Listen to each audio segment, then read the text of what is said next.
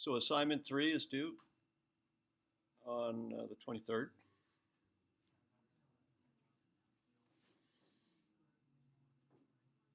And what I'm going to do today is to continue with coding that we started last time. We were looking at Express, and we used the Express generator function or program to generate just some startup code, simple project.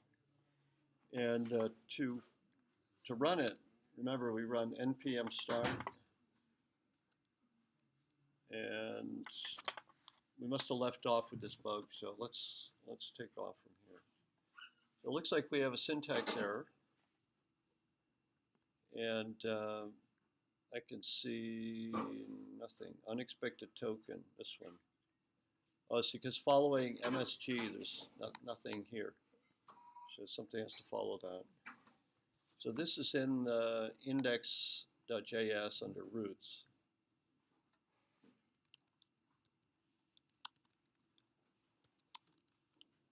Oop.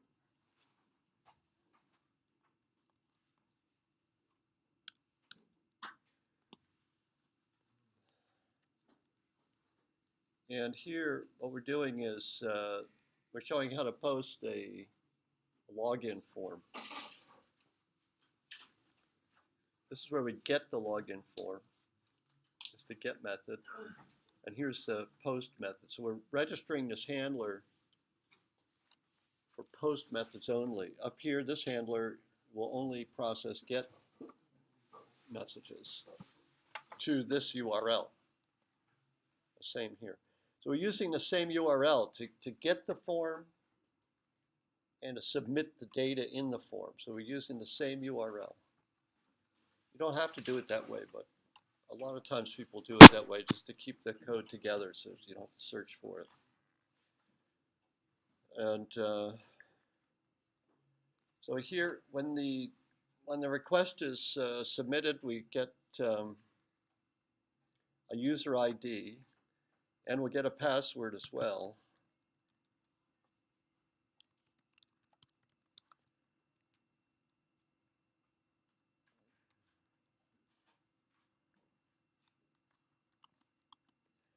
So this request.body, see the user ID, this will come in through the request coming from the browser. There's a HTTP message which contains in it some headers that describe the message, and then there's a body section. And in the body section, there's the user ID and the password, the data that is being submitted from the form. That's packed into the body of the HTTP message. So we have the body parser that takes that out, and that's automatic. That's configured here. Where is it? Right here.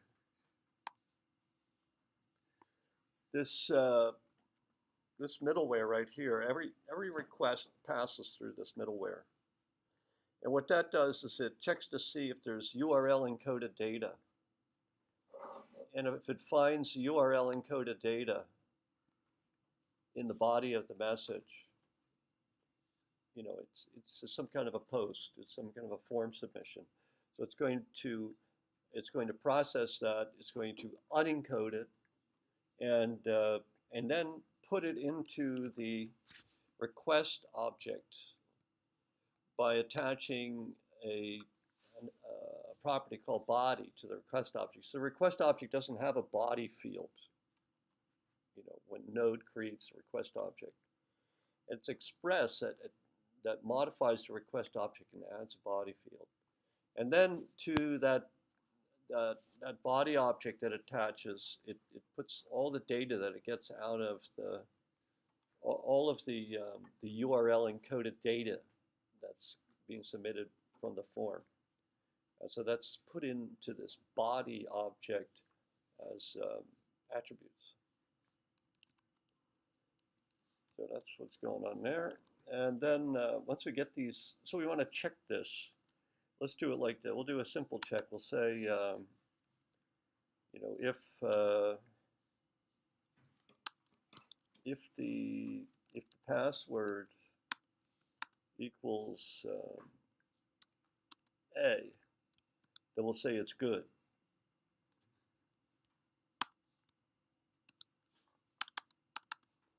This is a we're just testing this now, and if it's good, then we want to log the person in. And the way we log somebody in is that we have a session object that got put there. Let's see. Maybe it's not, I didn't get it in there yet. Maybe I need to get that in there. I haven't talked about that yet. So let's wait on this.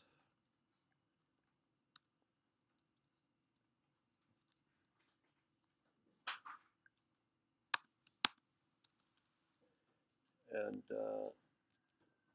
so we're going to do something to log them in. We're going to make a note. We're going to make a record, and I'll explain that in a minute, how that record is going to be made. And then we redirect the user to somewhere, because the form data has been submitted. We don't want to leave the user on the form, so we're going to send them to the user's page. And we could change that later. But if the password is anything other than A, then we'll consider it a bad password. And we'll send them back to the login page with a message that says username or password incorrect.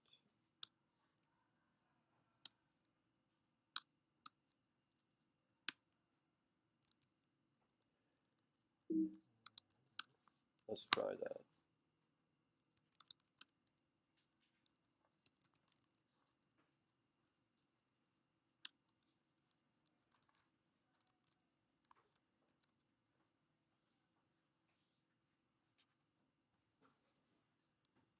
All right, so if we go to the, we want to go to users.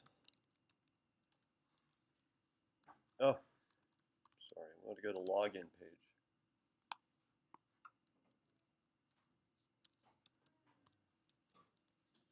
So when I type this into the browser like this, hit enter, it generates an HTTP GET request. There it is. So if we try the A, that should be good. That'll redirect us to the user's page. That did not work. What about B? That's incorrect. So it should send us to the login form with a message. That does not work either. So let's do some investigation. I'm going to look at the views. Let's look at that login form. So the action is /login. That's good. The method is post. Here's the user ID. And we could put the password in there too. The type would be password. That renders stars.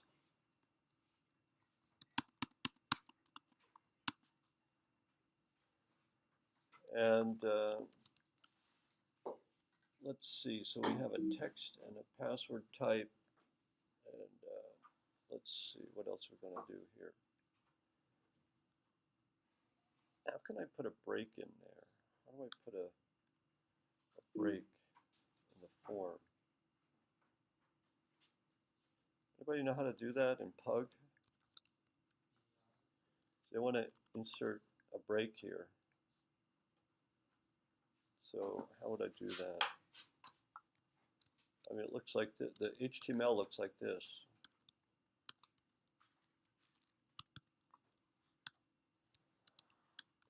Let's see if that's. See, I hit reload. That's going to resubmit the post. I didn't want to do that. I just want to get the login form again. So I put the mouse up here, and I'm going to hit enter. That'll generate a GET. I don't want to resubmit because that would be resubmitting the post. I want to send a GET message in there. All right. So that worked.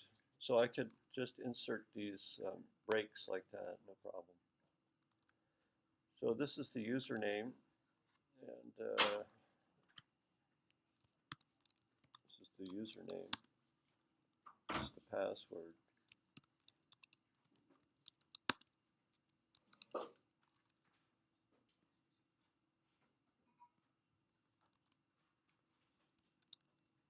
Let's see, they're not reloading on us, so it must be cached. So what I'm going to do is open up the JavaScript console. See, I put the changes in there, and I was reloading, but nothing was happening because I think the what do you call it? The cache is on. Let me look at this.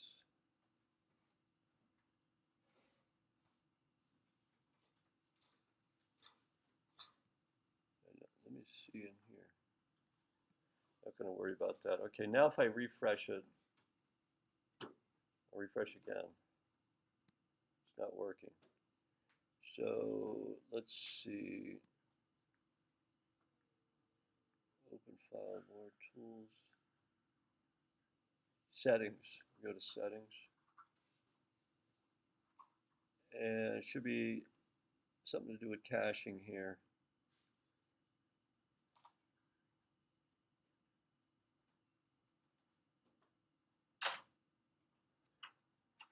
Disable cache while DevTools is open. So this is okay. That's what I want. So that's good. So why is this not coming through? This is login.pug, and it's not being regenerated. So I'm going to shut that down and restart it. Still doesn't show up. What's going on? So it must be my knowledge of pug is bad. So this here,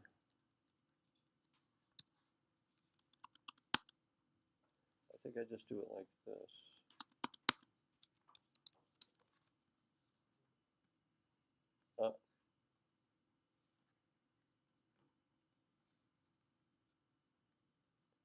Unexpected token, new line. So it must be this here. How do you just put text in here? I think, is it just like this? I can't remember now. Anybody know how to do this?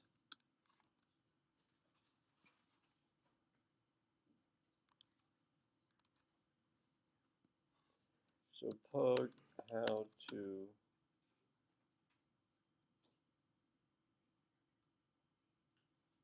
well, maybe it's a span I need to do. How to add content. Plain text, that's what I want, plain text.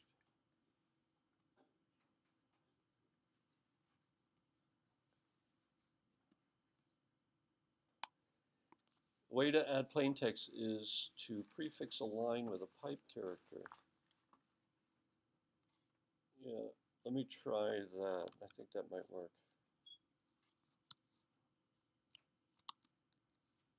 There we go. Let's try that.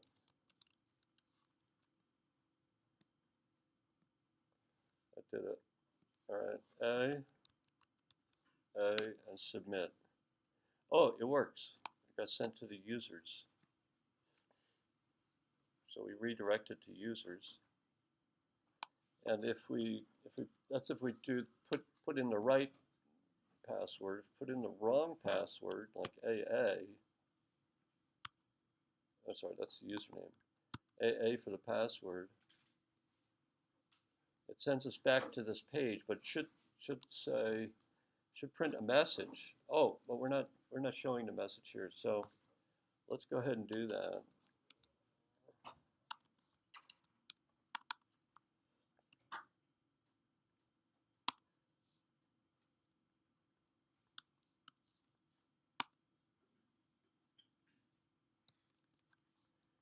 It's just like that right there. There it is. So if I just get the form by itself straight, there's no message. But then if I put in a bad password, it'll send me back to the login form and print provide the message. But if I give the right password, it sends me to this users page, which is what I wanted. So that seems to be working.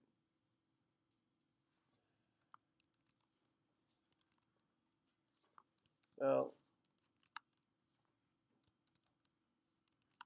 I'd say at this point, you know, we've done a lot of development, so maybe it's a good time to take a snapshot and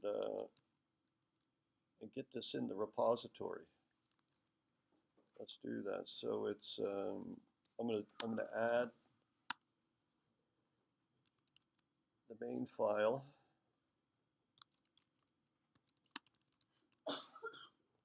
And then it shows me the bin folder. I'm going to add that. And the package files, I'm going to add those in there.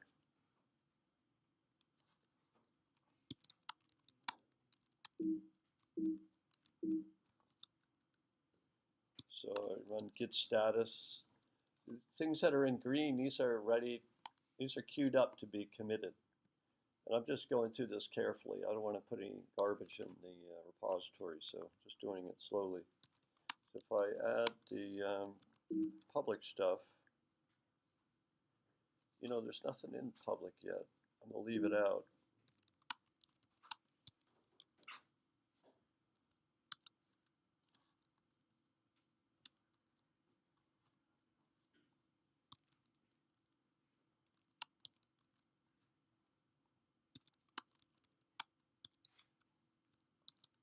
I just added it. I didn't want to add public yet because there's nothing in there yet, so I'll leave it empty. So that's git status. I'm going to git commit. Add it to mmap. I'm going to push it to the remote repository, and that means you guys can get that. If you go to the repository right here, this is the wiki. Just hit on code here. And this is what I have. There's the mmap folder. And this is what we have so far. So you can, if you want to take a look at the at these files now, they're all on the web. So you can just go ahead and grab them. You can clone the, you might want to clone the repository, because any code that I present in lecture, I'm going to write into the repository so you can get any code that I put in there. All right, so that takes care of the Git. We're up to date there. And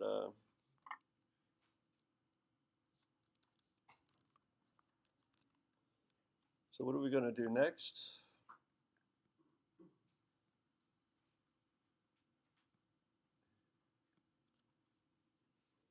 What we can do is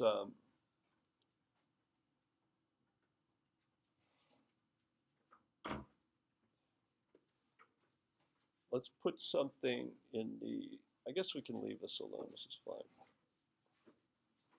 Maybe we'll put something in users. Let's do that. So I'm going to copy maybe index, and I'll put it in users.pug.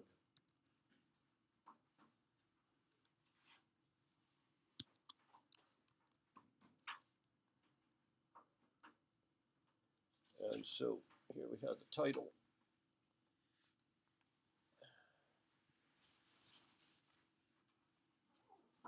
This is not right. That's the index, right? So this, each one titleless, should be like this, right? Just doing that wrong.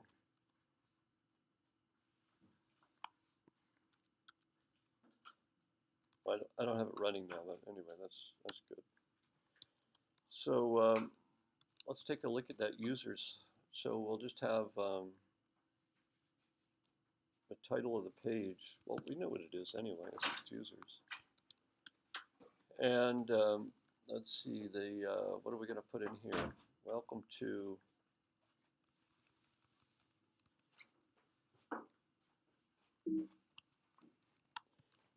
the users page.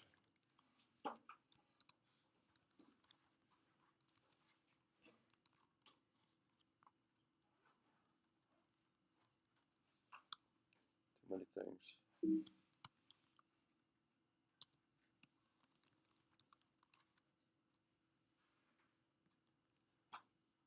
Welcome to Express. I try to go to the users page, and it's the old message. So what I want to do is use the form, right? The views here. I want to use this use. I just created that users form. So we're going to want to let's see, users. That's would be in that the root.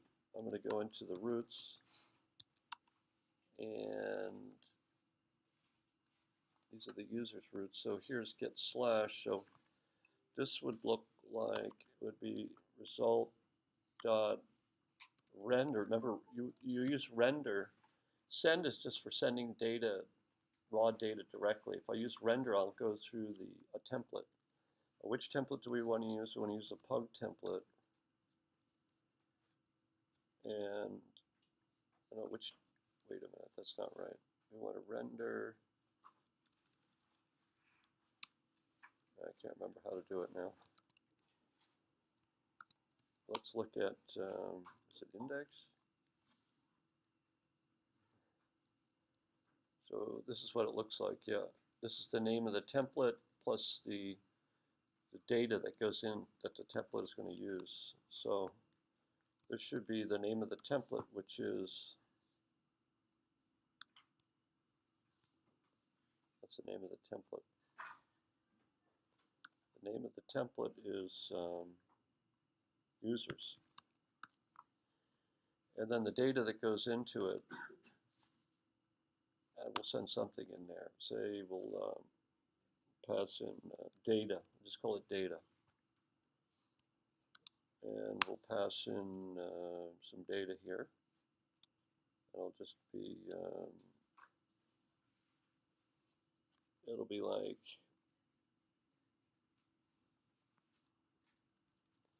you know, we have nothing to pass into it now. Let's just wait on that.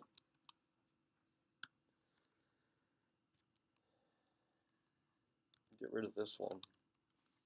Is that right? We're not looking for any data, right? Yeah, no data. Well, this would be the data. Let's do the data here. Let's print some data. Let's print data. There we go. I'll say the data is data. And then here we would want to pass the data in. Data colon. The data is, and then I am data. Sounds like Star Trek, right? I am data. There we go. Let's see if that works. That's in the route. I need to restart this. And let's go ahead and the data is I am data. There it is. So we have a on the main page. Let's see, maybe on the main page in the index file. Let's have a login link.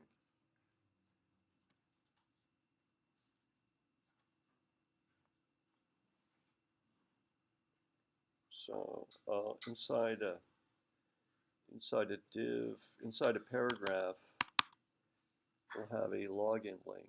So it's what is it? A? Is that how they do it? A, and then slash login.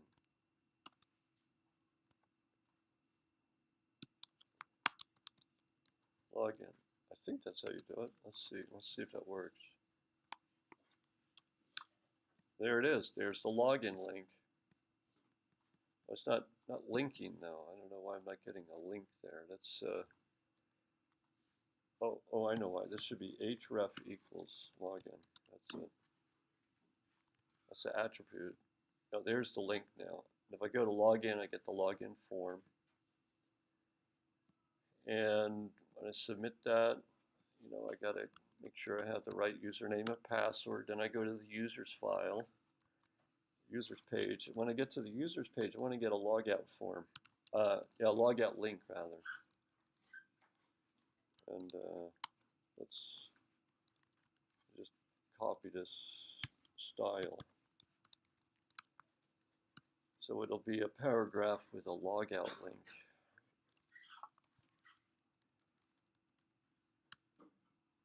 There it is, so logout. We need a path for logout.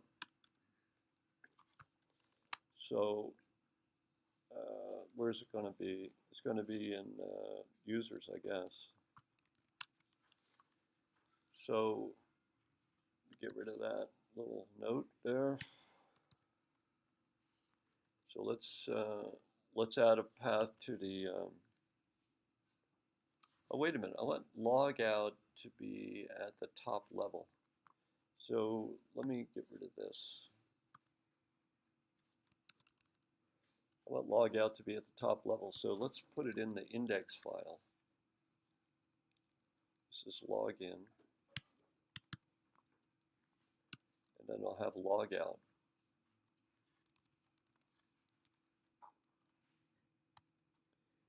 And we're not going to render this, right? There's no rendering. When we hit the logout button, we need to do a redirect. So we're going to redirect like something like this, see? So we're going to redirect to say the home, the slash like that. When we hit the logout button, we're going to go to slash.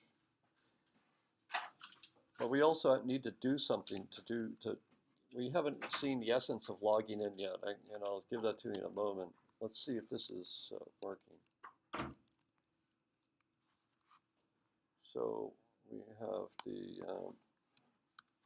home. We log in. When we log in, we go to the users page. And then when we log out, we get redirected back to the home. There it is. That's good. But we're not actually logging in or logging out. We're not actually keeping people out. Right? So let me show you how to do that. And it has to do with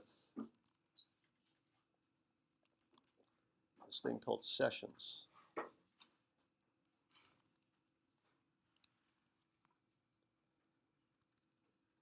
And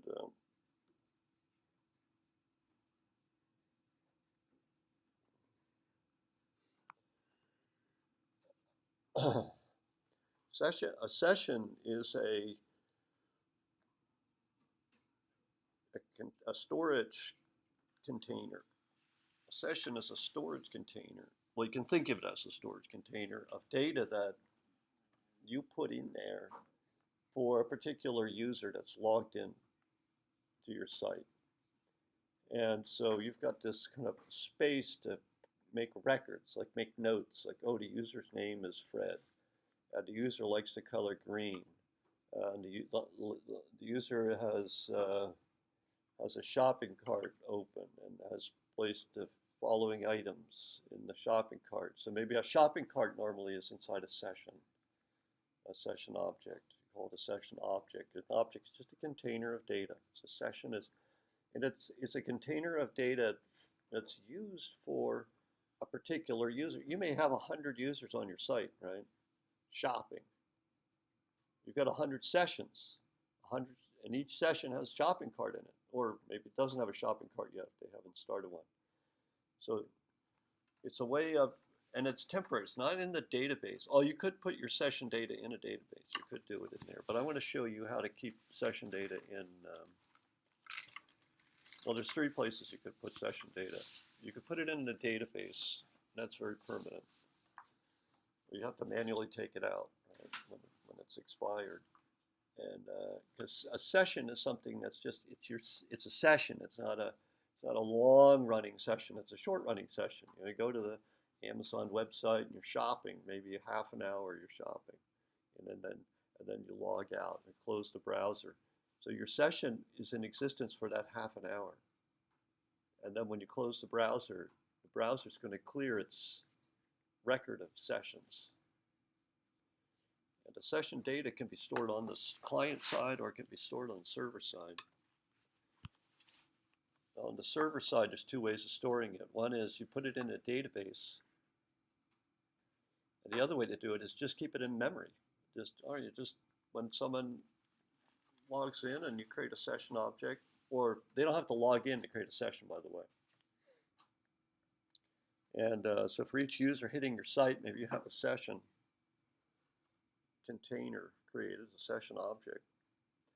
But the danger there is you could run out of memory. If you've got a lot of users hitting your site and you're not expiring the sessions fast enough and clearing them out of memory, you could run out of memory. So the database avoids that problem.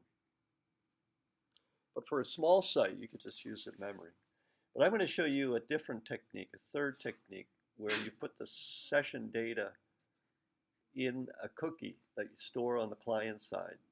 And then, so the client is responsible to store its own session data and just send it to you each time it sends you a request. So I'm just going to show you. And it's less secure than the other approaches, but it's still relatively secure. It's still secure. Because, just any old website can't grab session data from, some other website's cookies, because the session data is stored in what's called a cookie in the user's hard drive or flash memory, whatever. And you can't have a malefic site, that's trying to rob you. They can't just go in and grab cookie values, cookie data that the browser has associated with another URL. It's just locked out of them. They don't have permissions to do that. So the technique I'm showing you is secure. It's just maybe in some ways slightly less secure than storing it on the server side. Okay. There's a lot of talking on that. So it's this thing called HTTP session or sessions. Maybe it's this. No. It's an NPM.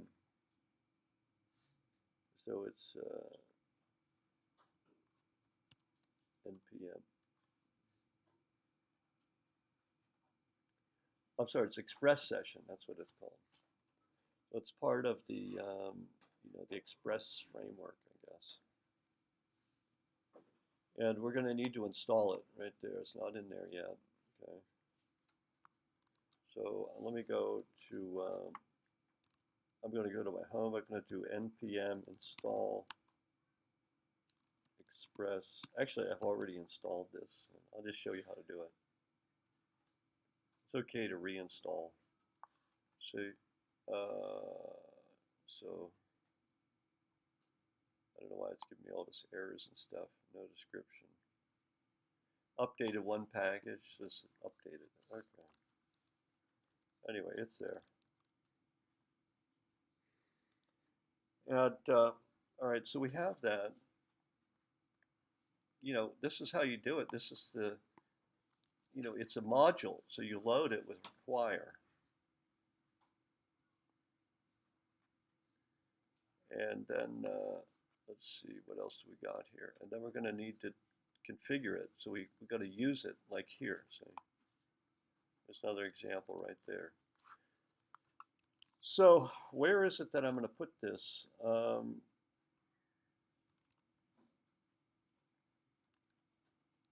We could create a new route called auth. That's what I did at home when I was sort of practicing. I created an auth route. Put everything related to authentication in there, but I don't think that's not such a good idea. I think let's see. Let's look at this app here. So let's take a look. I'm going to get rid of this logger. No, I'll leave it in there. Leave that in there. Let's see. Do I need this? Do I need it at this level? Let's think for a second here. So, used. I don't do any login here. I do everything inside those routes. So it's in here. Inside index, here I do, this is where I'm processing the login. So I guess we can put it in here. There we go. We just got that session module loaded here. And then when we, where's the login? This is the post login here. I'm going to move that down here. That's the logout. So we have, this is the get login. That's to get the form. It's the post login, so that's process the form submission. So when this form submission comes in, what we'll do is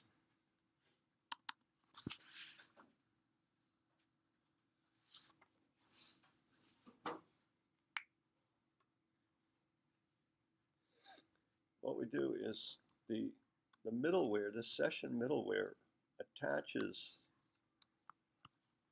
a field to the request object, just like that body parser attached a body field to the request object here. See that the session parser or the session middleware is going to create a session object like this. And what we're going to do to log the person in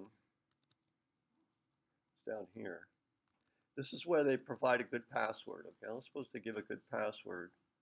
Then what they do with the session object, what we normally do, well, what I normally do, and it's typical, it's not something strange, is I'll put the user ID in the session, because that means we know who the user is. So that means they authenticate it to us. Otherwise, they wouldn't have a user ID in the session. Right? If they just told me their user ID, I wouldn't put it in there. They'd have to tell me the password too. Then I would put it in there confidently. So if the user ID is in the session, it means they provided a password, they authenticated. If the user ID is not in the session, it means that they're either logged out or they have never logged in.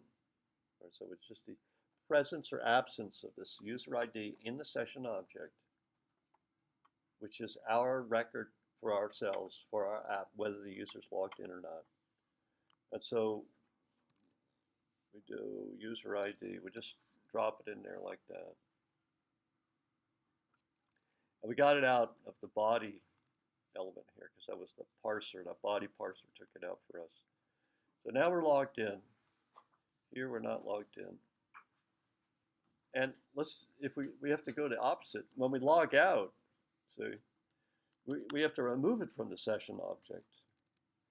So we have to use the delete function in JavaScript. That destroys that removes that user ID field from the session object.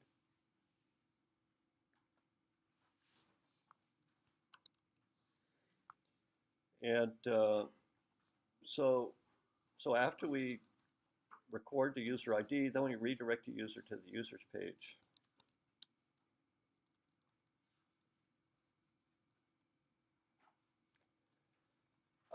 Now, we also need to configure this middleware here.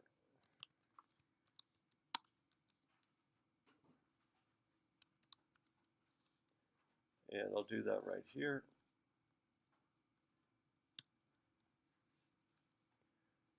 These are, this is the old style. I'm going to convert to the new style. These should be const. Oh.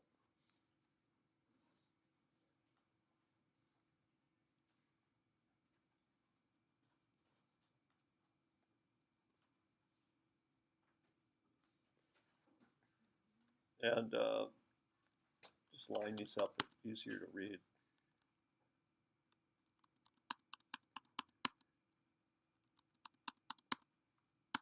There we go. These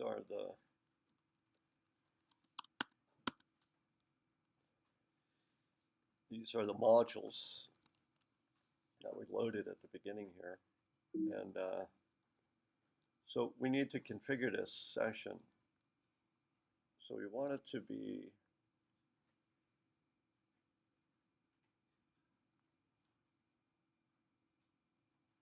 let me think for a second. So login, when we do logout, we're going to need access to session and login. So we'll put it at the top level here.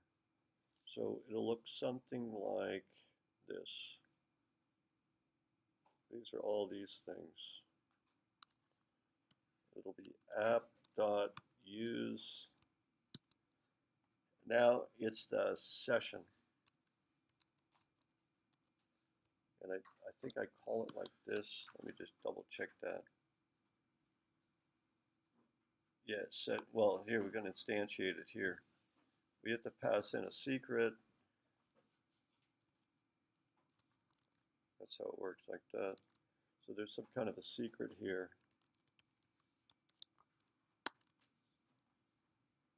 It says keyboard cat. So I think that what that means is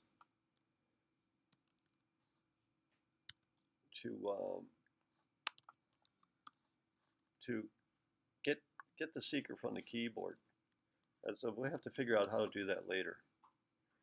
And what's that? Resave false, save uninitialized. So secure true is a recommended option. However, it requires HTTPS enabled.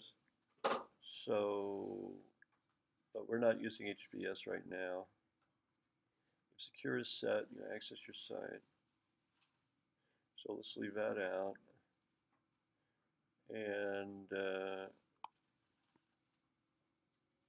enabling the setup based on that. So you have a cookie here. We have to tell it how to initialize the cookies. What is this cookie?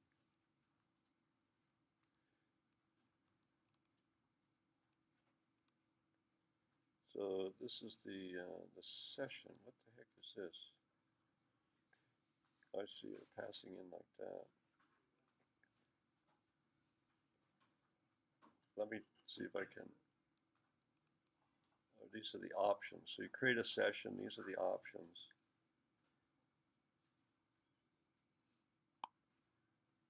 Oh, session data is stored server side. So it's not, the session data is not going to be stored in the cookie. Only the session ID.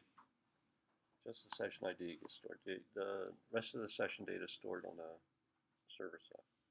It's going to take up a lot of memory. And then the cookie. This is one of the options. Settings object for the session ID cookie. The default value is this. Yeah, so the default value looks all right. So I'm going to leave it alone. This is good enough. Just the secret is enough. All right, what else? So let's go back to where we were here. So here we're getting the express session here, and we don't need this. We only need that in app. We don't need that inside the. We're not using the session module, the loaded session module. We're not accessing the loaded session module anywhere. That's not the loaded session module. That's a session object that's in the that the middleware put in the request object. So we don't need to require that here. And so we've got login and logout, but what we don't have is a way to guard against people trying to access the users page here. Let's do that. So it'll look something like this. We're going to do router.get.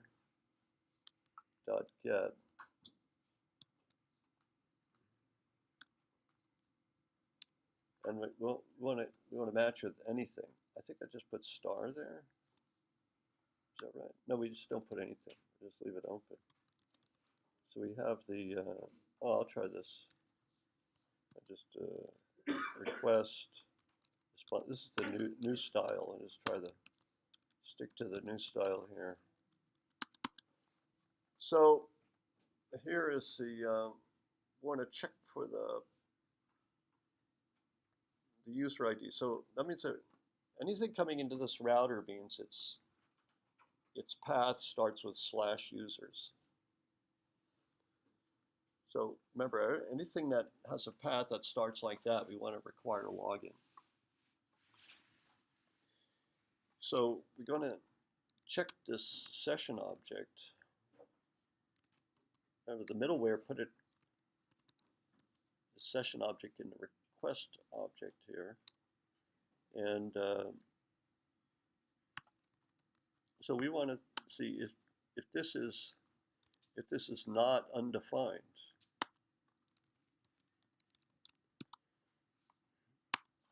If that's not undefined, that means they're logged in. Let's test to see if it's undefined. If it's undefined, then what we want to do is we don't want to let them in, right? So we're going to do response.redirect. I'm going to redirect them to the login page because they're trying to access the users page, but they're not logged in. So I'm going to redirect them to the login page. Else they are logged in, so we just let them through. So actually we're going to put the next argument in there, and so we're going to call next here, and let the next handler run. So let's test it now.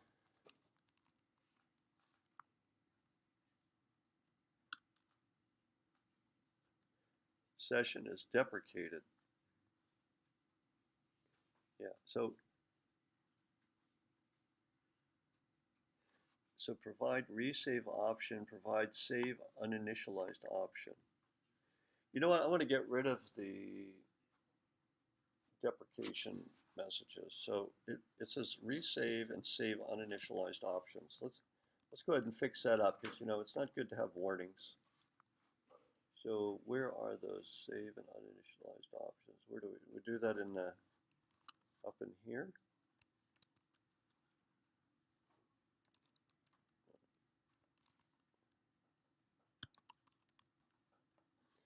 So it's in here. So save and uninitialized. So it's these. This is the fields it's complaining about. It says it wants resave and save uninitialized. That's what it wants. But I want to use the default. Let's see. Maybe we need to read about what those are. Let's read about them.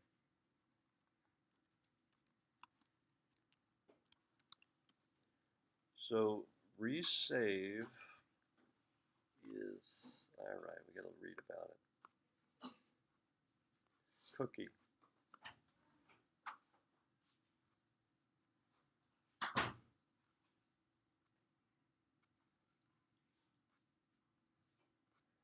Forces the session to be saved back to the session store, even if the session was never modified. I don't think this matters.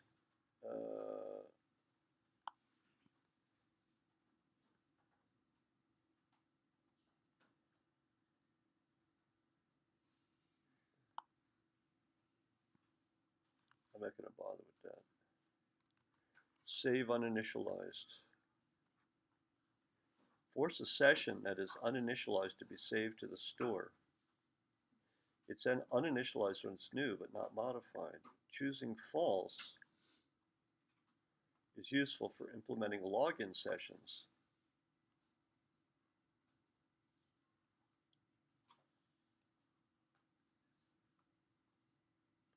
Yeah, let's just keep it false.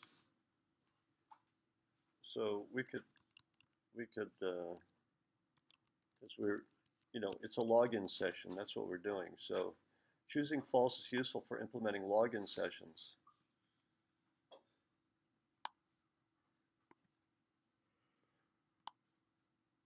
using the default has been deprecated. Yeah, see, that's it. I changed it. So, but resave, I think that's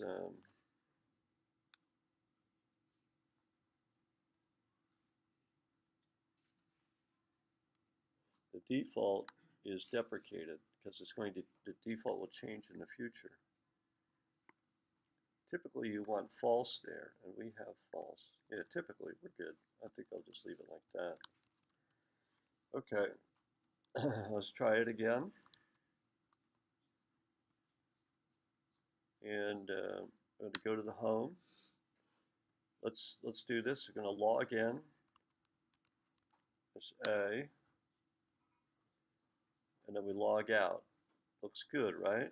Now, without logging in, let me try to access. I logged out. Did I log out? I think I logged out. Users. Let me see. Did I log out? I log out. So once I log out, I should not be able to access the users page. But I can, so something is wrong. So if I look at the users here, if this is undefined, then go to login. So this is always defined.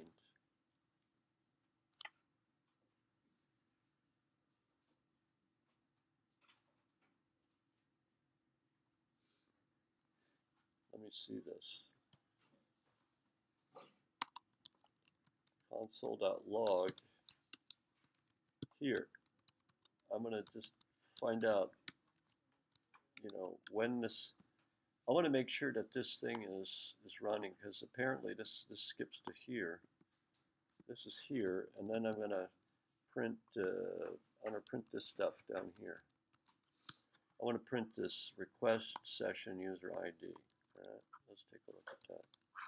Because this, I'm thinking that we should redirect to this login page, but it doesn't seem to be working. All right, let's see.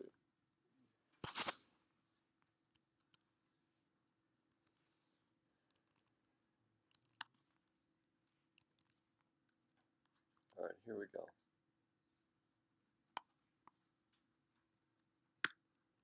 So we're at the home. Nothing is printed. And then and we're not logged in either. So users, this should trigger that message if my understanding is correct. Nothing. So it's not happening. So maybe it's the way I specified that route. I think I didn't do that quite right. Maybe this is not getting every request. I'm going to try star there, see if that works.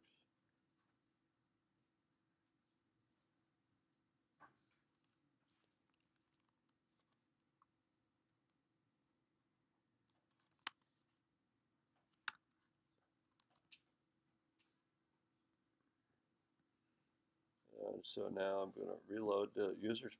Oh, the login. Look at that. Wait, let me go to the home again. So we go home, and I try to go to the users page. It sends me to login. That's what we want. So it's now working. And by the way, I just see it's undefined, so I didn't need the debugging commands in there because I figured it out that it was this missing. All right, so that's that. So we have that working. But we don't have, we're not getting passwords from the database, right? So we don't have user data in the database. So we're going to add that next.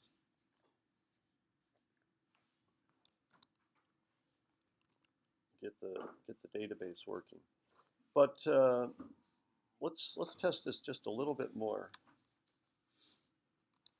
Test it a little bit more. It's just a login page. This is Express, and we go to the login page.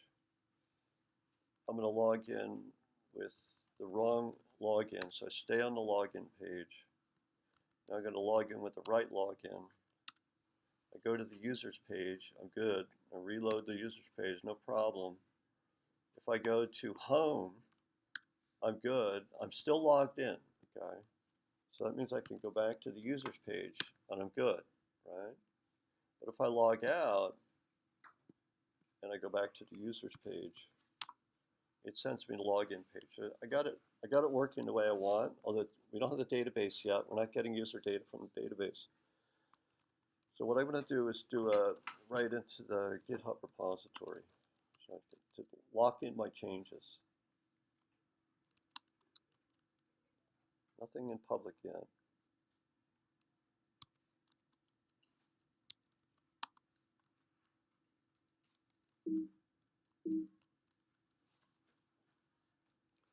I want to get rid of that. You know, I'm not going to use the style sheet's not empty. Okay, so that means there is something in style sheets here. I better put that in the repository. There it is right there, styles.css. You know, I don't really like it there, so I'm going to move it. I'm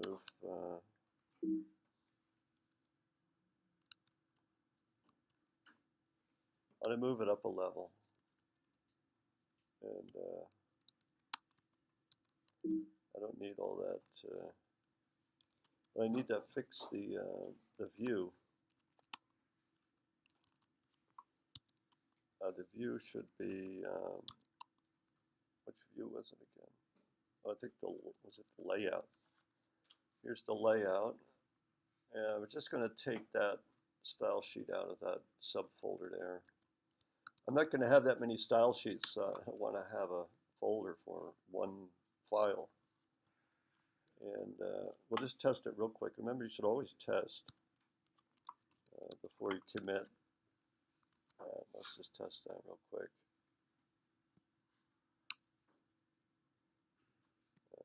And it looks good. Looks good. That style sheet is working. No problem. So git status and git add public.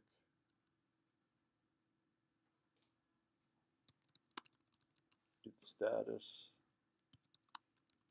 Git add dot. Git status. Git commit.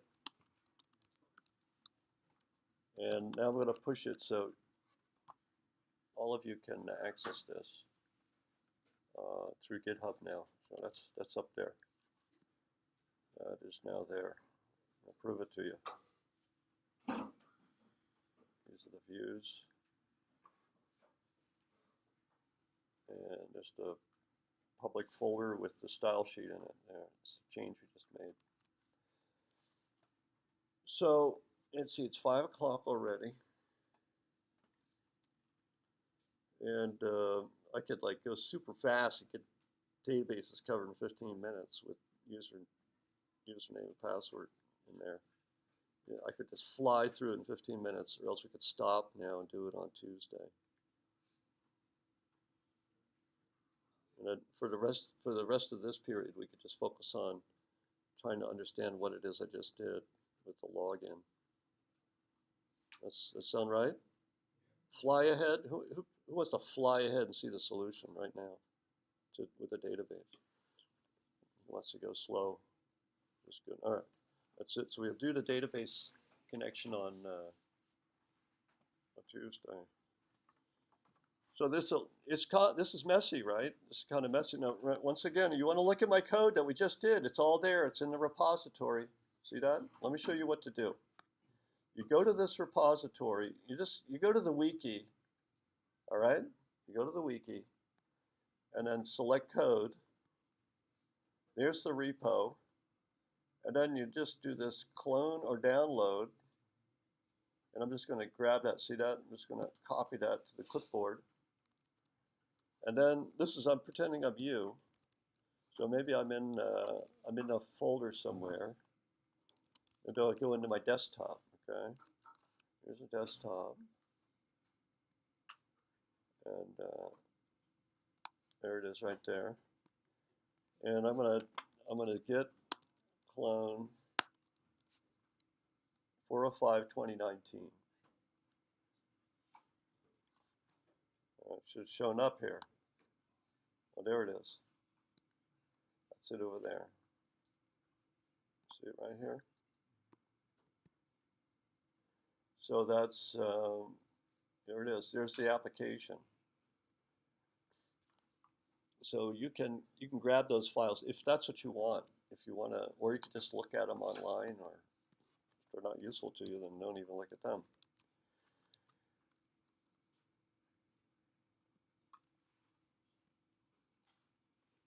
Are there any questions about how this is working? I know it's complicated, right? Web development is a little complicated because you got to keep track of what's going on in the browser, what's going on in the server. And the two things are talking to each other. And it's normally one direction, initiated by the client. The client sends an HTTP request message to the server, and the server turns around and replies with a HTTP response message. Request message from the browser, so it's called request response protocol. HTTP is a protocol. It's a way for systems on the internet to talk to each other. So you've got your browser talking to, the web server, your application. And, it's a layered architecture, for those who, read it. You can think of it as layered. So you've got the browser talking to the web server, but under that, you've got the computer the browser's running on is talking to the computer that the web server is running on. It's the computers that set up the TCP connection. So HTTP protocol is carried over. It doesn't have to be. It's not required in the spec, but that's pretty much where it's always used. HTTP protocol is implemented on top of TCP, the Transport Control Protocol. That basically the web is built on this TCP. The TCP is built on top of the IP protocol. What the IP protocol does is it lets you take a packet of data and you send it out on the internet. You have a packet of data and you put a label on it. You give it the address. You tell it which computer to get to, and port number as well. Is that in the IP? Is that in the Internet Protocol packet? Does the IP packet have a port number, or is that in TCP? I can't remember now.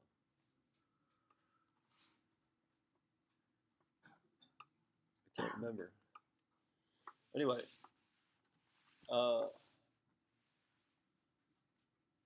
so the TCP, what TCP does is strings together a sequence of these IP packets. So when the server sends a web page to the browser, it'll send it out in several packets, IP packets.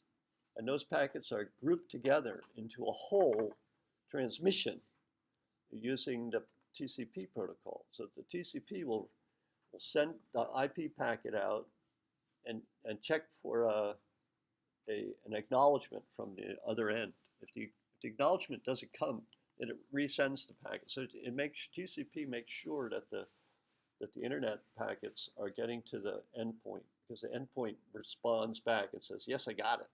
And if they don't say I got it, then the sender keeps resending, every second or two, until it gets a message back saying I got it. And then so what's being sent is this HTTP messages. And the browser sends an HTTP request. The server sends an HTTP response. And these messages have headers.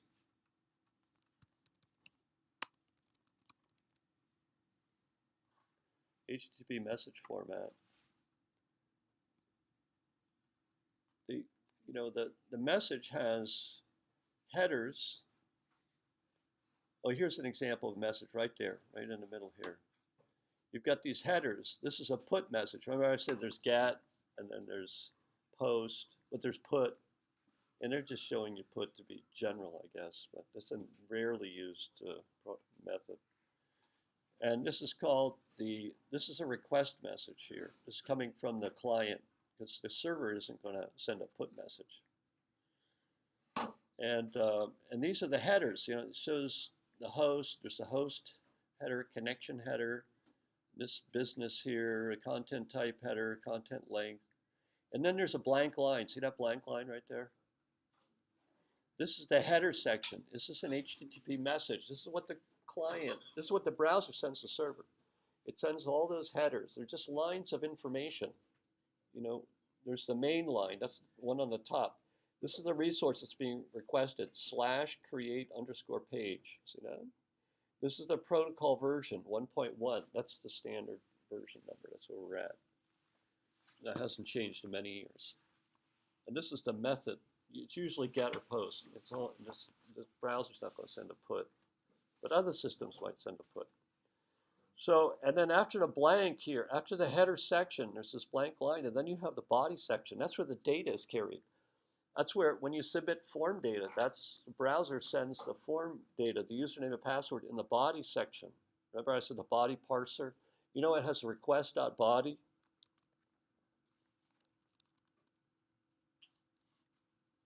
Where is that? Request.body. That was in users. No, it wasn't. It was in index. See how we did?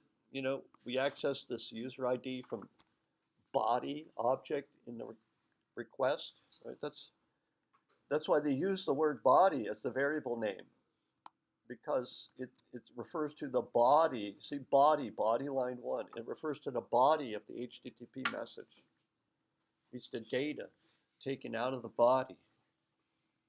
And the data that goes in the body of the message could all different kinds of formats. You could have JSON. You could have URL encoded. That's what we're doing right now. It could be, you know, image data and some other things too. So I'm just rambling here. Any questions? Does somebody want to stop me?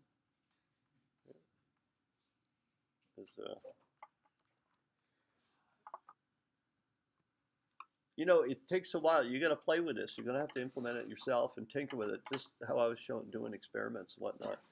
And you just do it over and over and over again, because you're not going to get it in the first view.